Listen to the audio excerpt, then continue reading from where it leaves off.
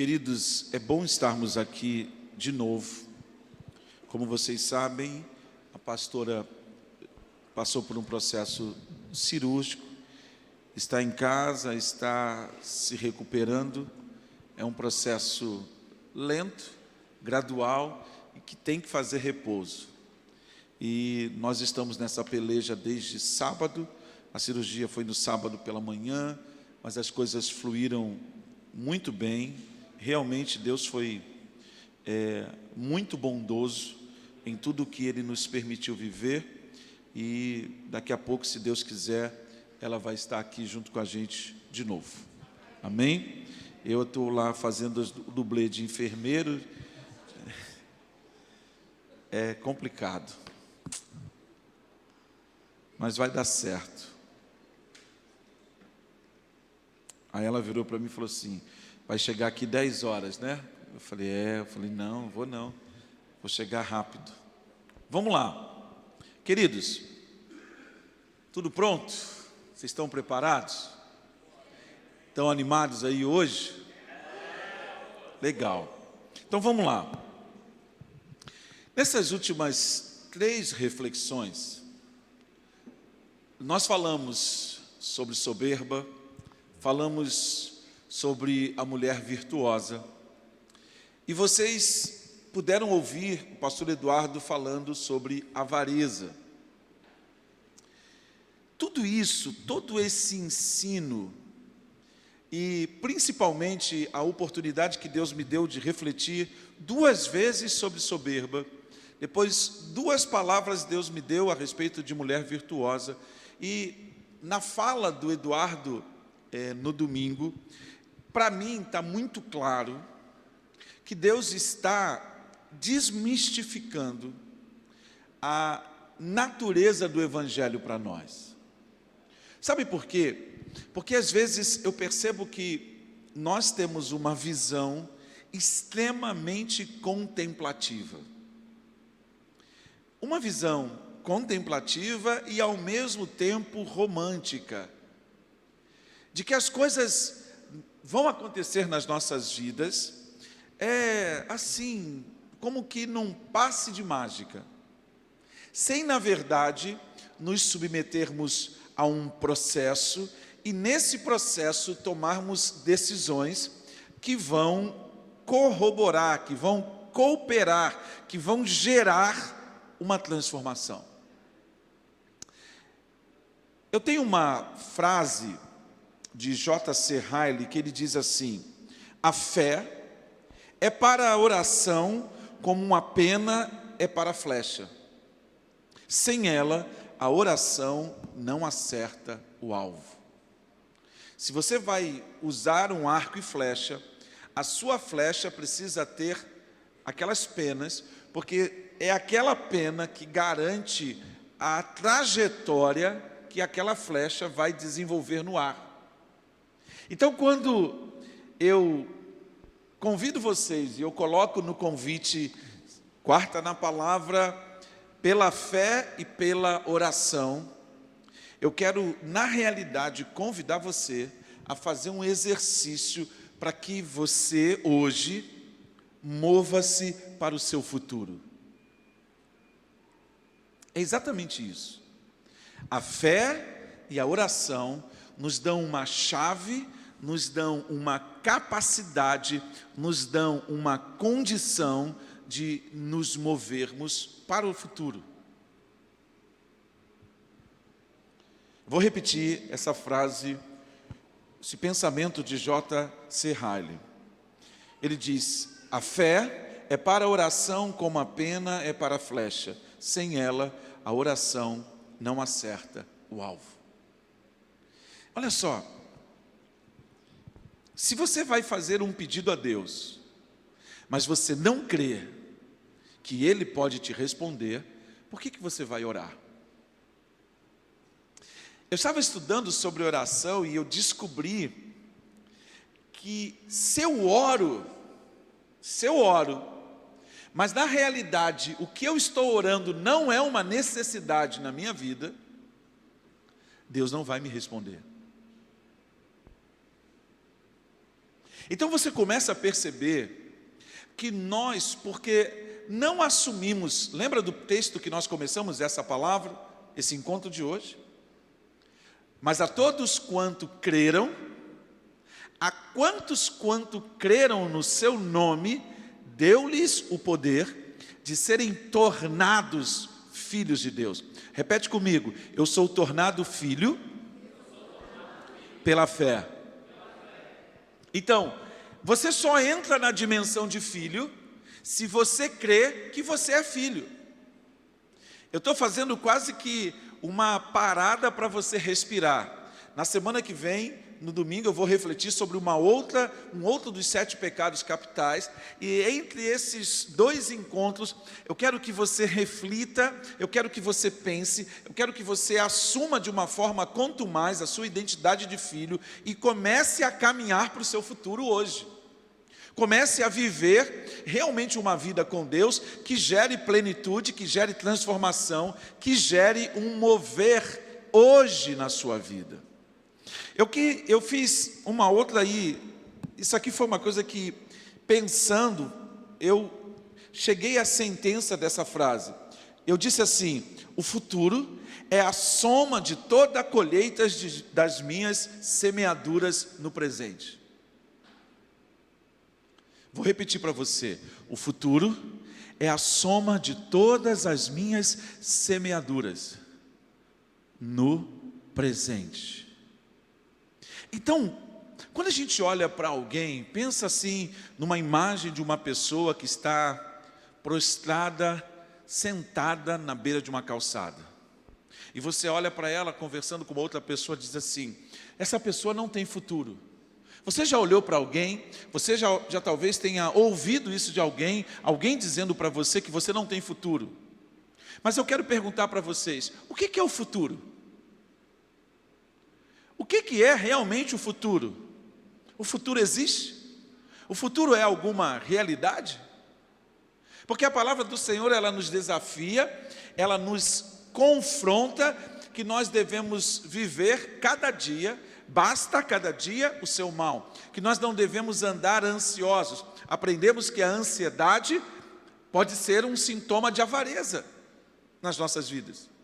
Então pare para pensar: o futuro é a soma de toda a colheita das minhas semeaduras.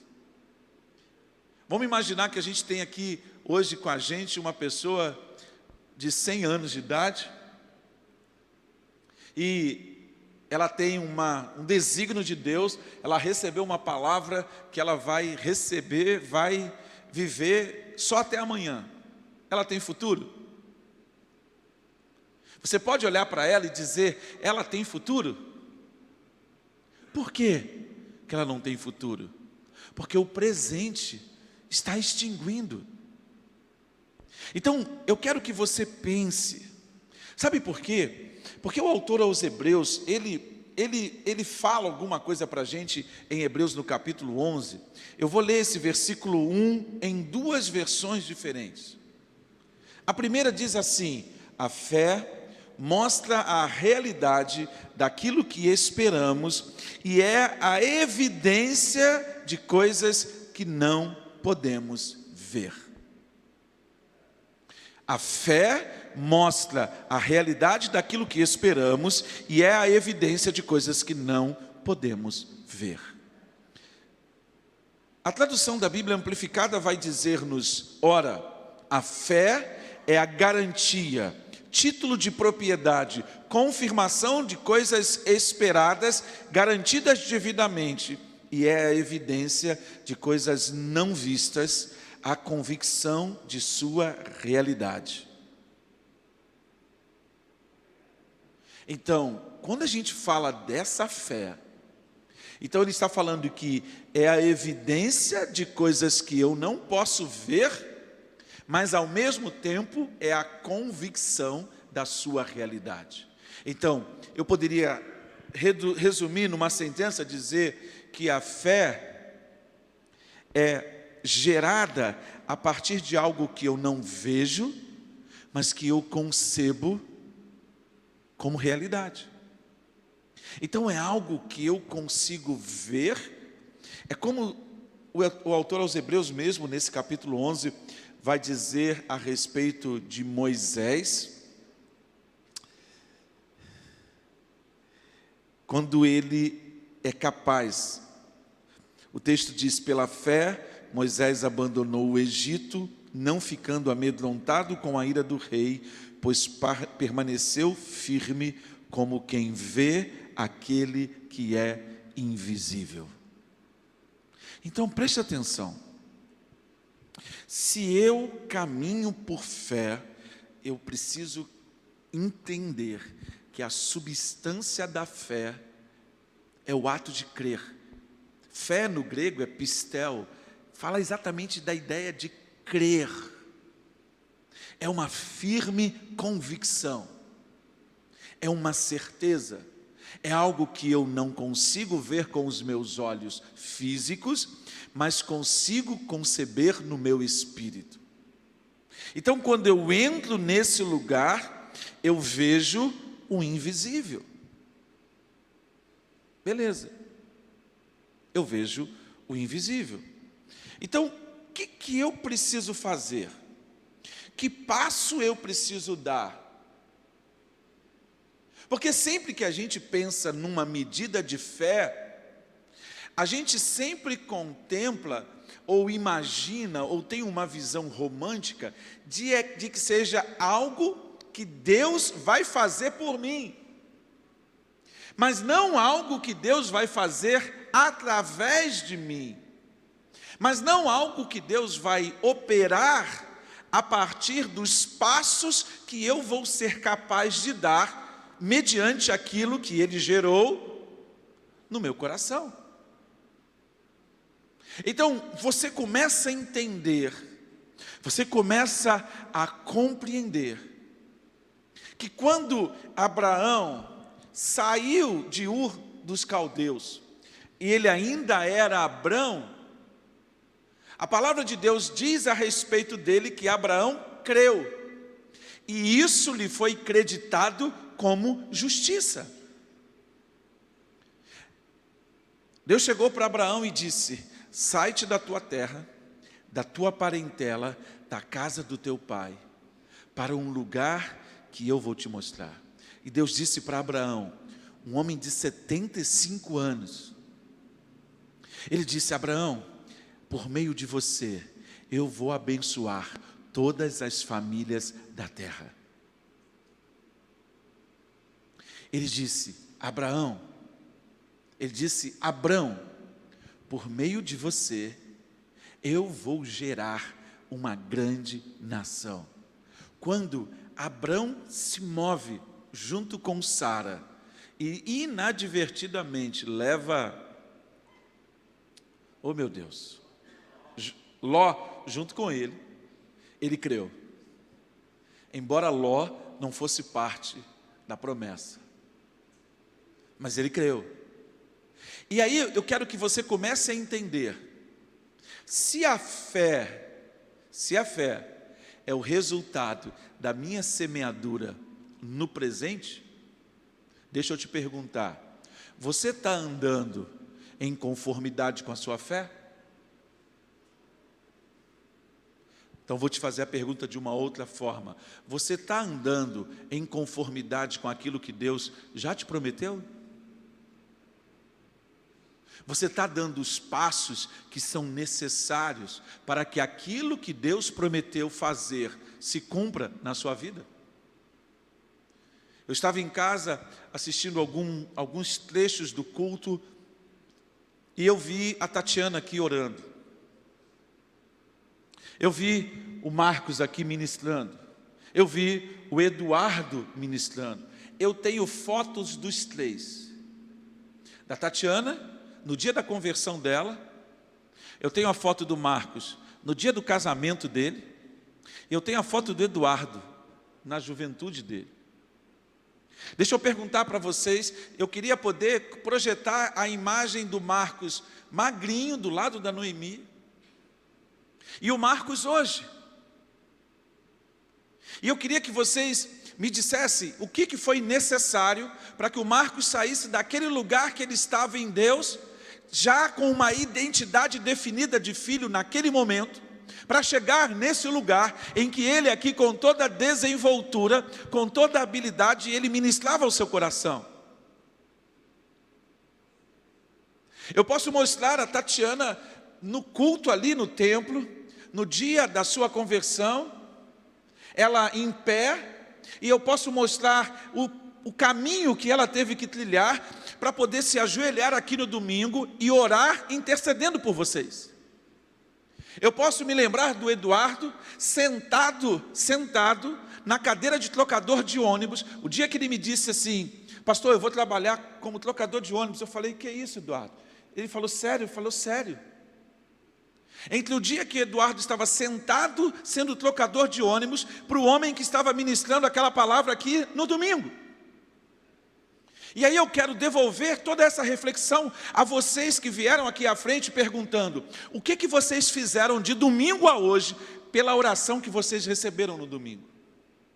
Quais foram os passos, quais foram as decisões que vocês tomaram na segunda-feira? Respondam para mim, o que realmente vocês fizeram na segunda-feira para que aquela oração que foi liberada sobre vocês pudesse se tornar realidade? Quais foram os passos que vocês deram domingo a partir da palavra que vocês receberam? Quais foram os passos que vocês, mulheres, deram na semana passada a partir das 2 palavras sobre mulher virtuosa? Quando Deus disse para vocês em alto bom som que todas vocês podem chegar ao lugar de uma mulher virtuosa. Eu quero perguntar, quais foram os passos, quais as decisões, o que vocês se moveram para que isso se torne uma verdade, para que alguém possa olhar para a sua vida no futuro e dizer: você é uma mulher virtuosa.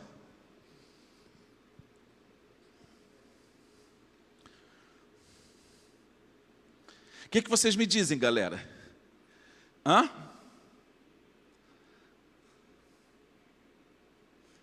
Aí eu vou perguntar a vocês: vocês têm futuro?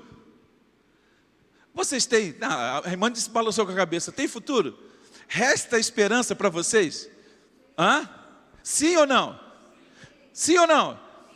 Que conversa, vocês estão em dúvida, vocês estão em crise. Essa palavra está confrontando vocês estão começando a entrar em choque. Por que passos foram dados? Me diga o que você fez essa semana de diferente para atingir esses objetivos espirituais? Jejum. Que mais? Vamos apertar. O que o jejum revelou? Processo. Fala comigo. É exatamente isso que eu quero que você pare para você pensar. Eu quero que você reflita, eu quero que você pondere. Por quê? Por quê? Porque se nós não nos movemos, se nós não tomamos a decisão todo dia, se nós não damos o passo necessário, se nós não fazemos aquilo que é fundamental, nós não entramos no lugar da promessa. Abraão teve que sair de Ur dos Caldeus, ele teve que dar o passo, ele avançou, e Deus o levou num processo de 25 anos, até que Isaac pudesse nascer. Então ele precisou se submeter a um longo processo de 25 anos. Então talvez o Senhor esteja nos preparando para um dia D, talvez o Senhor esteja nos preparando para um dia em que a nossa vida vai encontrar o seu propósito final, quando nós vamos fazer aquilo para o qual nós nascemos. Então tudo que nós estamos vivendo hoje, tudo que está sendo desatado agora, tudo pelo qual nós estamos nos movendo, está nos conduzindo para esse lugar. Você entende? Você compreende? Faz sentido para você? Pega Romanos no capítulo 8, no versículo 28. Todas as coisas cooperam para o bem daqueles que amam a Deus, daqueles que são chamados segundo o seu eterno propósito de graça. Quem aqui tem convicção de que foi chamado por Deus em Cristo Jesus, diga amém. Quem aqui tem certeza, tem convicção de que foi chamado para andar na dimensão de filho em Cristo Jesus, dê glória a Deus.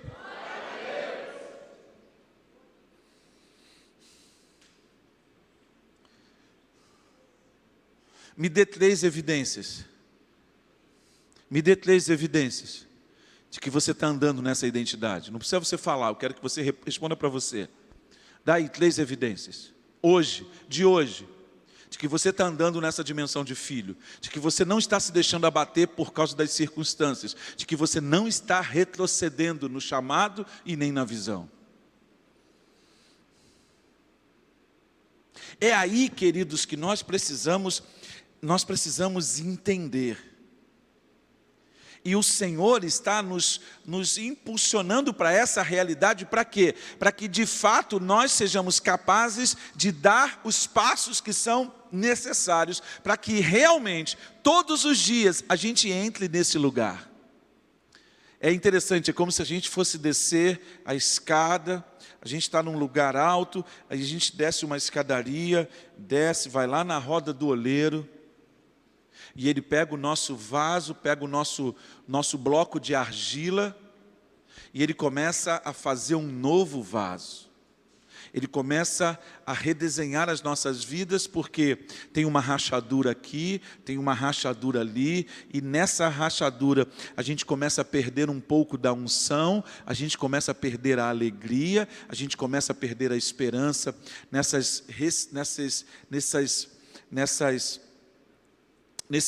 ressecados, sabe? Nesses ressecamentos que a vida produz, a gente vai sendo drenado na alegria, a gente vai sendo drenado na esperança, a gente vai tendo a paz tirada.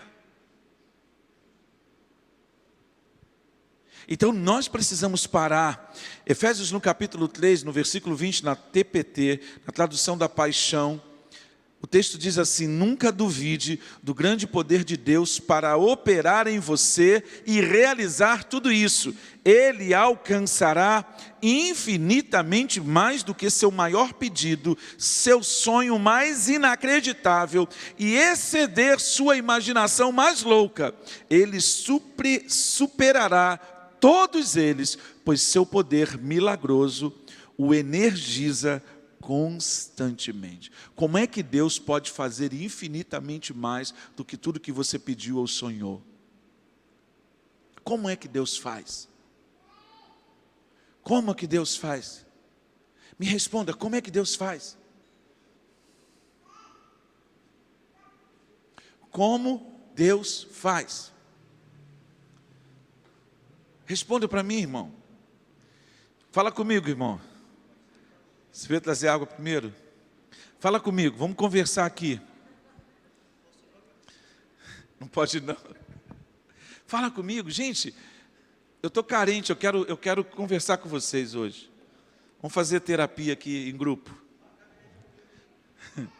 Marca um gabinete comigo. Fala comigo. Entende? Você entende?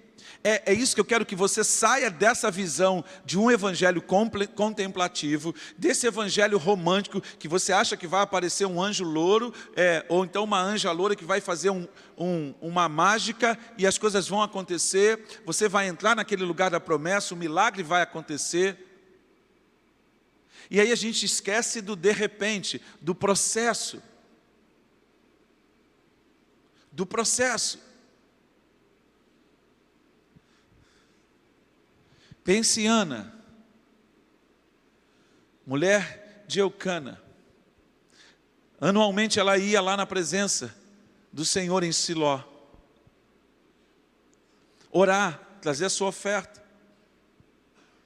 É interessante porque quando Eli, o sacerdote, olha para Ana, ele pensa que ela estava bêbada, porque ela estava orando e verbalizando a sua oração. 1 Samuel, no capítulo 1, tem a narrativa desse encontro. E ele confunde e, equivocado, confronta, porque ela estava dizendo que ela estava bêbada. E ela diz: não, meu senhor, eu não estou bêbada, isso aqui é amargura. E Eucana faz uma palavra de que ela estaria grávida. Então, é muito interessante porque ela queria tanto ter um filho. Ela queria tanto ser mãe. Então ela recebe o presente de Deus,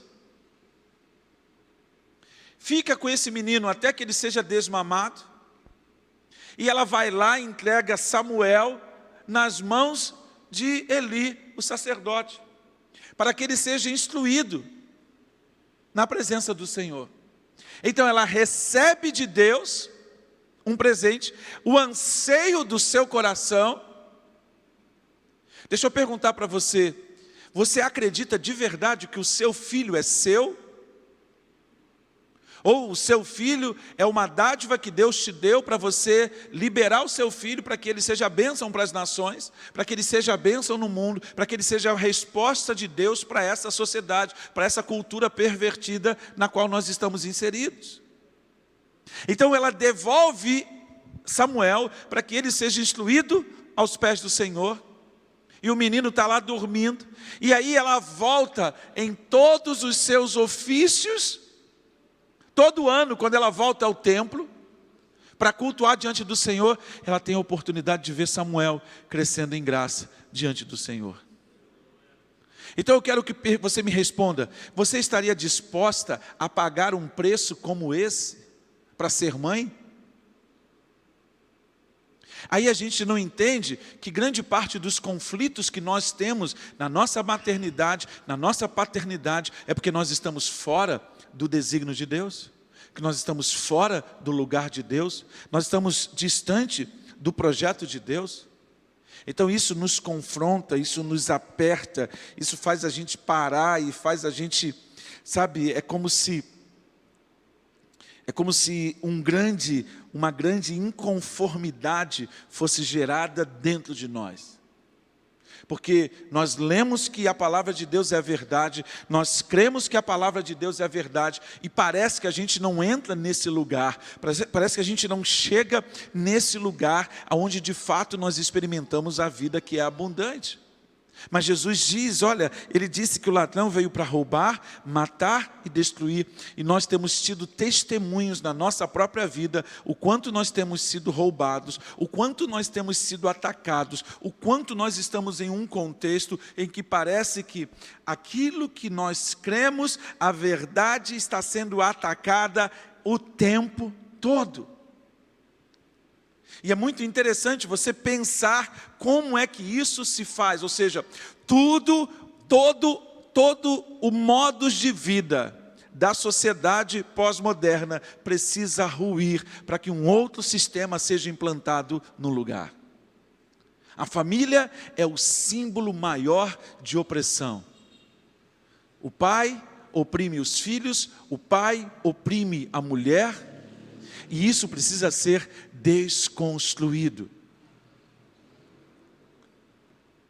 E a gente já não consegue mais falar de família natural, porque quando você conversa com alguém sobre família, você primeiro precisa perguntar para ela o que é família para você. Porque hoje, quando a gente fala de família, nós não conseguimos comunicar uma verdade universal, uma única verdade. Então aquilo que a gente pensa, aquilo que parece ser algo comum, simples e corriqueiro, é algo que a gente tem que parar, redefinir e explicar. Então a palavra de Jesus é verdade. O ladrão realmente veio para matar, para roubar e para destruir. Mas ele disse, eu vim para que vocês tenham vida e vida abundante. Gente, ainda em Hebreus, no capítulo 11, no versículo 1, eu descubro que essa fé, ela está voltada para o futuro. Por quê? Por que essa fé está voltada para o futuro? Porque ela é a garantia, ela é o título de propriedade, ela é a confirmação do que eu espero, mas eu não vejo. Eu não vejo. Eu não vejo. Então eu começo a entender que essa fé, associada com a oração, ela antecipa o cumprimento das promessas de Deus, confiando na fidelidade de Deus para aquilo que ainda não é visto. E então, peraí. Eu tenho visto alguns alguns vídeos de casais que se conheceram no colegial. Se conheceram no colegial. E eles se conhecem com 17, começam um namoro e de repente eles se casam. E aí quando você olha eles com 40 anos, eles têm 22 anos de casamento. Eles têm 25 anos de casamento, porque começaram um relacionamento com 16 anos, com 17 anos. E aí a gente olha para isso, e aí você consegue ver toda uma construção, toda uma jornada, todos os passos que foram dados, as fotos, os álbuns, as construções, como a vida deles foram sendo transformadas. E aí a gente não consegue entender que Deus nunca nos garantiu. Ele, muito pelo contrário, Ele nos garantiu, Ele disse, olha, o ladrão rouba, o ladrão mata, o ladrão destrói, mas eu dou a vocês vida completa. A vida em mim é completa, a vida em mim é abundante. Mas como é que Deus vai completando a obra? Como é que Deus vai manifestando essa obra? Como essa obra vai sendo cumprida? É exatamente isso, queridos. É porque nós precisamos ter a habilidade para enxergar apenas essa flor branca, mas crer que na medida em que nós vamos caminhando, Deus vai operando através de nós e todo o arranjo vai sendo construído. Você começa apenas enxergando a visão da flor branca, mas Deus te dá uma palavra de fé, olha, eu vou fazer uma obra completa, eu vou te dar todo o arranjo. Então você caminha porque você crê. Você caminha porque você enxerga, você vê o invisível, então você continua caminhando, e você continua caminhando, você continua caminhando, você continua dando os passos que são necessários. Não foi assim que aconteceu quando Noé construiu a arca? As pessoas diziam, você é louco, aqui não chove, aqui não tem mar, para que você está construindo a arca? E ele lá, ano após ano, dia após dia.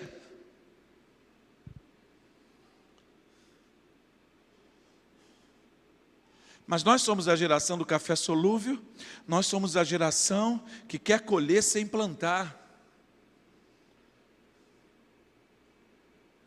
Jesus fala por meio do Salmo 127, aos seus amados Ele dá enquanto dormem. É interessante porque, conversando com o pastor Eduardo outro dia, ele falando para mim da parábola, em que o Senhor dá aos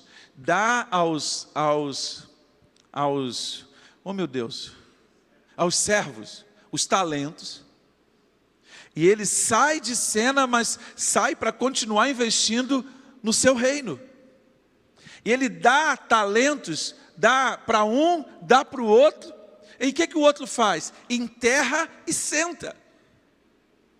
Deixa eu perguntar para você, você está sentado hoje sobre o seu talento?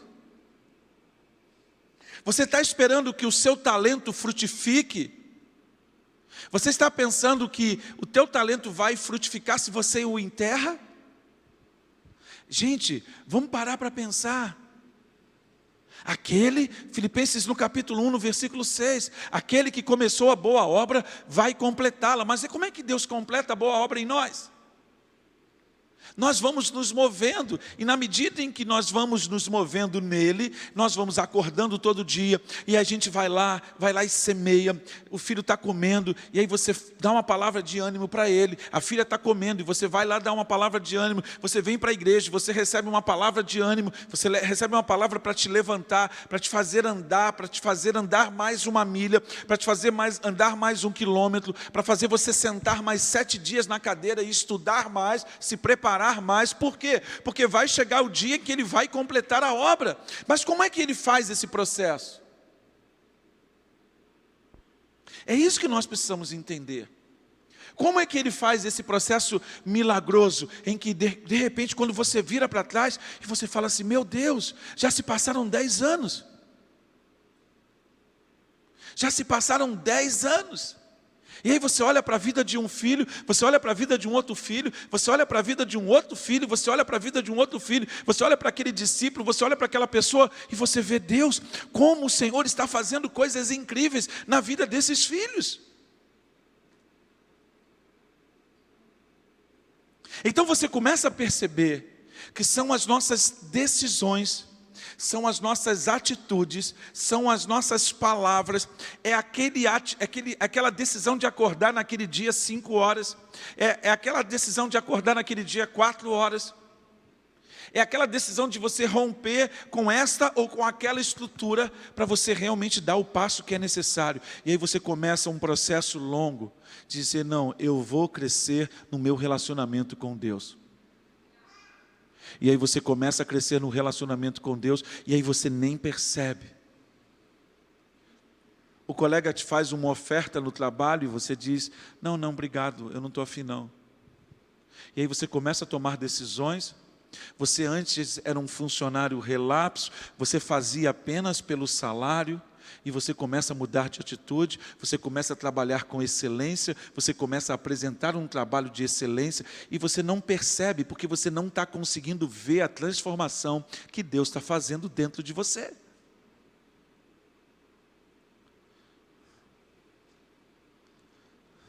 Às vezes eu olho para alguns casais e eu fico perplexo, porque são homens e mulheres que não conseguem ver aquilo que Deus está fazendo. Querem um marido pronto, da noite para o dia. Filho, isso não existe, só em Hollywood. Mas você começa a perceber que Deus vai trabalhando, vai aperfeiçoando. E você olha para Paulo, no começo do ministério, em pé, contemplando a morte de Estevão, tendo as roupas aos seus pés, e você vê Paulo escrevendo ao jovem Timóteo, no capítulo 4 da 2ª carta, dizendo, olha, traga-me alguns pergaminhos, traga-me também Marcos, porque ele me é muito útil, tragam os rolos. Combati o bom combate, acabei a carreira, guardei a fé. Aí ele olha, a coroa. Ele fala, tem uma coroa. Ele não ganhou os prêmios, mas ele fala, tem uma coroa, que o justo juiz me dará naquele dia. Então ele fala de um prêmio, ele fala de uma coroa. Então quando você olha para a gente não consegue perceber, porque a gente só vive a vida em dias. A vida não é vivida por anos. A vida não é vivida por semanas. A vida não é vivida por meses. A vida é vivida por decisões diárias. Quem está me entendendo aí, dá glória a Deus. A vida é decidida a partir de uma jornada diária. Então você vai ter que sentar na cadeira e vai ter que olhar para o verbo to be e vai falar, meu Deus, como é que é isso aqui? E aí você olha um pouquinho hoje, olha um pouquinho amanhã, olha um pouquinho depois de amanhã, e você vai olhando, e de repente você põe um filme, e você entende, ei, o cara falou isso, ei, o cara falou aquilo, mas não é num estalar de dedos.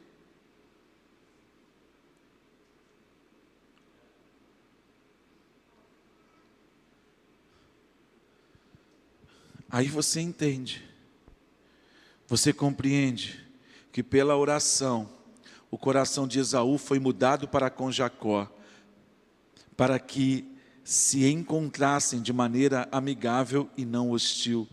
O coração de Esaú foi mudado para com Jacó, mas o coração de Jacó também foi mudado para Jacó. Quando os dois se encontraram, antes do val do Jaboque, eles já não eram mais a mesma pessoa. Eles não eram mais o mesmo que tinham brigado lá, num lance de primogenitura. Eles já não eram mais a mesma pessoa. E é isso que eu quero propor a vocês. Eu quero que vocês comecem a olhar para o futuro. Nós estamos na iminência de completar 75 anos como igreja, mas nós não podemos olhar para trás. Nós temos que olhar para trás e dizer: até aqui nos ajudou o Senhor. Ebenezer. Por isso estamos alegres. Mas nós temos que ter um olhar para o futuro, para onde o Senhor está nos levando. E o Senhor só vai nos levar para o futuro. Nós só vamos entregar esta geração, esta igreja, promovendo para a geração seguinte algo maior, se de verdade nós todos os dias dermos os passos que são necessários para chegarmos nesse lugar. Para chegarmos nesse encontro, para chegarmos nessa posição, para entendermos de fato aquilo que o Senhor tem para cada um de nós. Tiago, no capítulo 2, nos versículos 14 a 17, eu tenho aqui uma tradução da Bíblia Amplificada que eu recortei aqui para o meu esboço, que diz assim: do que adianta, meus amados irmãos, se alguém afirma ter fé, mas não tem boas obras como evidência? Esse tipo de fé pode salvá-lo? Não, uma mera declaração de fé não é suficiente. A fé genuína produz boas obras. Se um irmão ou irmã estiver sem roupas adequadas, ou não tiver comida suficiente para cada dia, e um de vocês disser a elas: vão em paz, com a minha bênção, mantenha aquecidos e alimente-se, mas não lhes dá o que é necessário para o corpo, que bem isso fez. Da mesma forma, a fé, se não tiver obras para apoiá-la, é por si mesmo morta, inoperante e ineficaz. Então eu tenho que ter uma fé, e essa fé ela tem que ter consubstanciada, ela tem que ser sustentada, ela é firmada pelas obras. Então isso fala de atitudes. Vocês estão me entendendo? Sim ou não? Parece que eu estou rápido, né? Eu estou indo muito rápido. É que eu estou meio acelerado assim.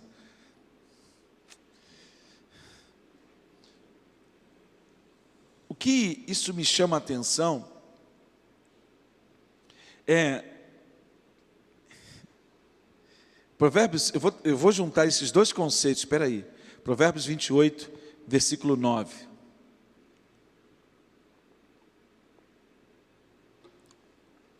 Se alguém se recusa a ouvir a lei, até as suas orações serão detestáveis.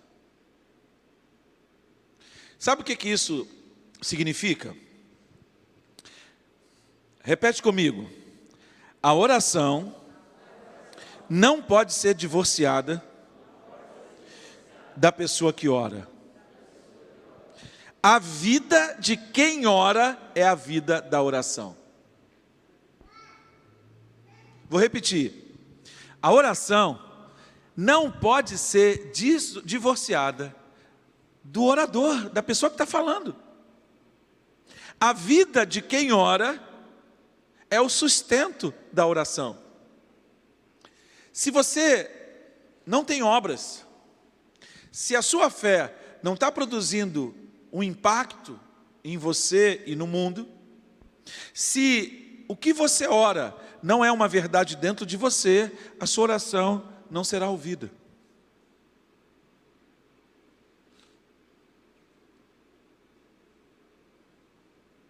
É interessante você perceber nesse tempo, nesses últimos 7 a 10 dias, Deus tem me dado a oportunidade de parar e para refletir a respeito de muitas coisas. E é interessante como Deus, Ele tem desenhado para mim alguns processos.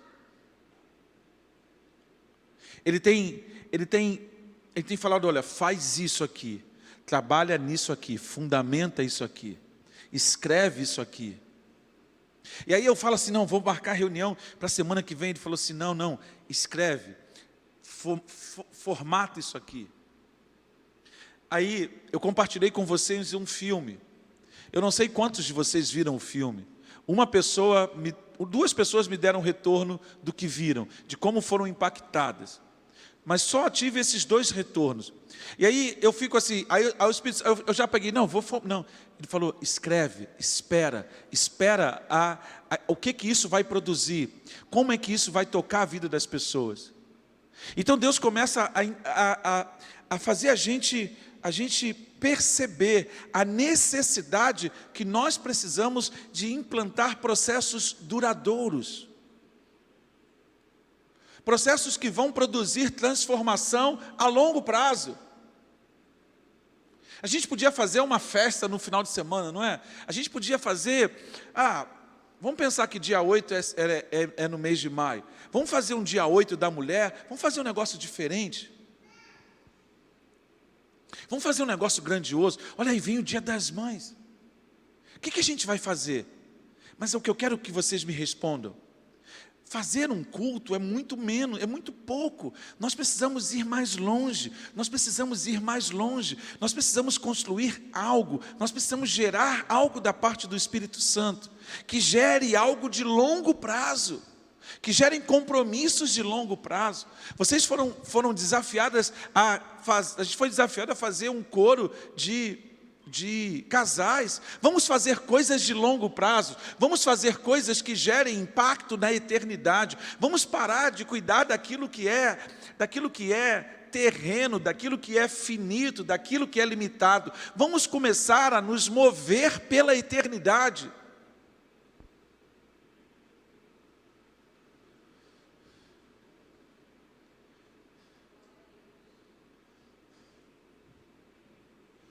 Você tem 15 reais? 15 reais?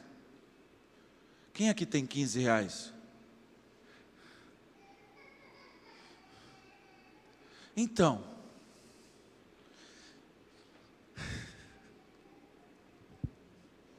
eu fui pedir para gravar essa palavra e agora estou preso. Vamos lá. Então, presta atenção ali, ó. Se você pegar agora e fazer um investimento de longo prazo, pegar 15 reais, 20 reais, todo mês, semear numa aplicação, para o dia que seu filho tiver 18 anos.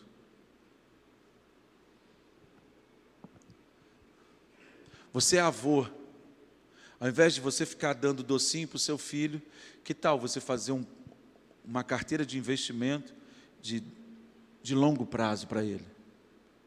Para quando ele tiver 18 anos, você compensar, você apontar para algo que vai gerar algo duradouro, algo de longo prazo. Nós estamos cuidando apenas daquilo que é para hoje, quando Deus nos chama para nos mover por aquilo que é eterno, daquilo que transcende, daquilo que vai mais longe. Então é como se você olhasse para o seu filho e diz, o Salmo 127 diz o quê? Como flechas nas mãos do guerreiro, são os filhos do homem na sua mocidade. Pá, pega a flecha, puxa da sua aljava, bota no arco e lança o seu filho. Lança o seu filho. Lança o seu filho. Lança o seu filho para o alvo. Comece a liberar palavras sobre o seu filho. Abra sua boca e diga: filho, Deus vai fazer algo surpreendente na sua vida. Aí você vai falar: pastor, mas eu não consigo ver. Então começa a olhar para a palavra e começa a declarar a palavra sobre o seu filho. Declara a palavra de Deus sobre a vida dele. Comece a semear no coração dele. Comece a liberar e dizer e começar a falar, a materializar. Você vai perceber que o Espírito Santo vai se empoderar do seu filho. Comece a chamar o seu filho para fazer coisas junto com você, a construir relacionamento. Irmãos, Deus está chamando a gente para pegar essa juventude e começar a construir com eles algo de longo prazo. algo de longo prazo, estimulá-los a fazer projetos de longo prazo. Ei, vocês querem se envolver num relacionamento? Então vamos planejar aqui, vamos sentar aqui, vamos desenhar esse casamento como vai ser daqui a 7 anos.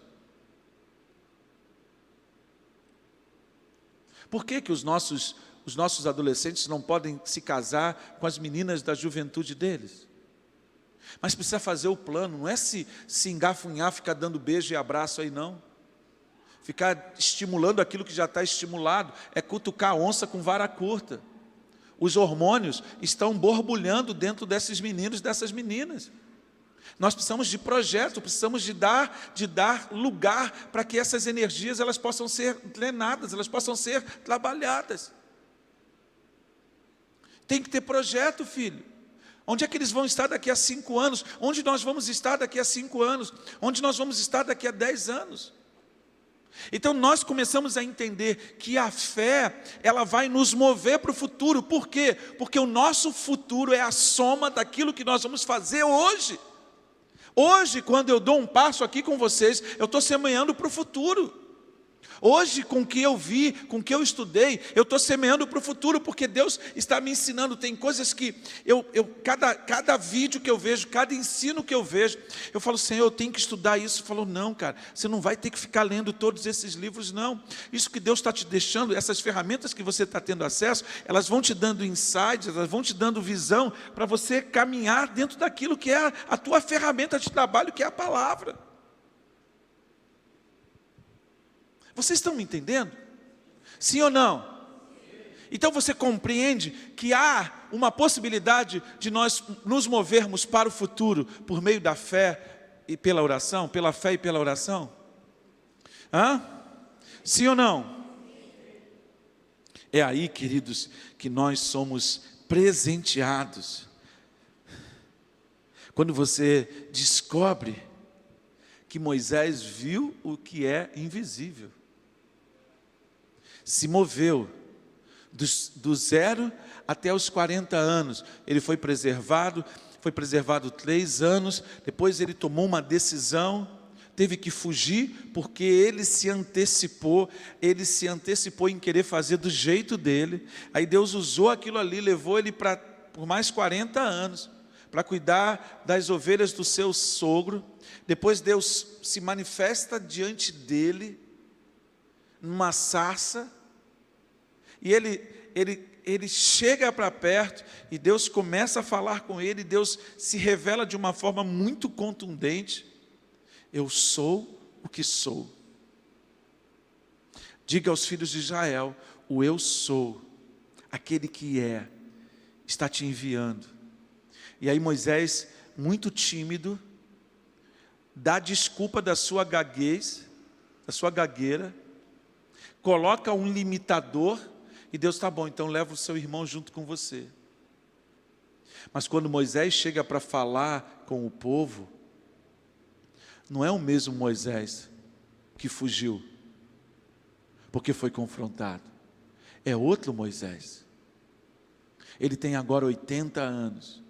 E aí Deus o leva por uma jornada de mais 40 anos. E quando está chegando no final, ele não entra na terra prometida. Aí você descobre no livro de Hebreus, que pela fé, Josué fez o sol parar. Aí você entende, claro que Josué fez o sol parar. Para Josué era mole. Por quê? Olha a escola de Josué. Ele estava na porta da tenda do encontro. Quando Moisés subiu para o Sinai, para o Monte Horebe, ele subiu junto.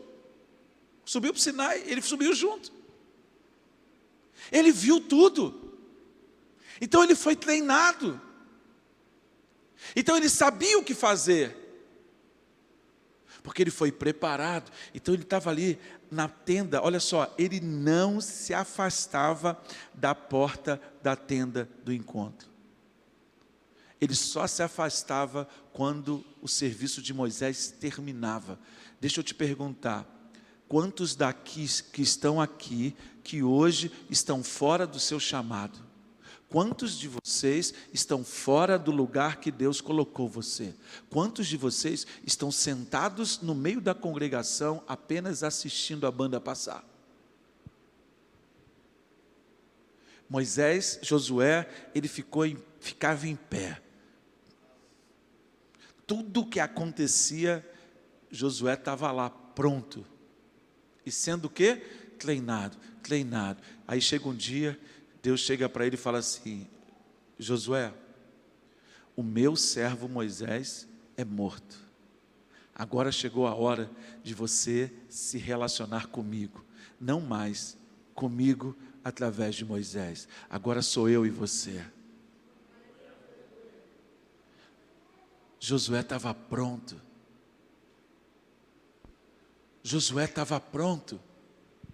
E aí você vê Deus preparando. O que Deus faz para Josué entrar no Jordão? Entrar na terra? Deus não atravessou o povo pelo mar? Pelo mar dos juncos lá? Aí quando Deus vai lá, ele manda o sacerdote passar, só que ele atravessa agora o Jordão na cheia. Se você for olhar para o Jordão na estação seca, o Jordão é um rio. Mas quando você olha para o Jordão na cheia, é um outro rio. Aí Deus faz Josué atravessar o Jordão, pisando em terra seca, na cheia.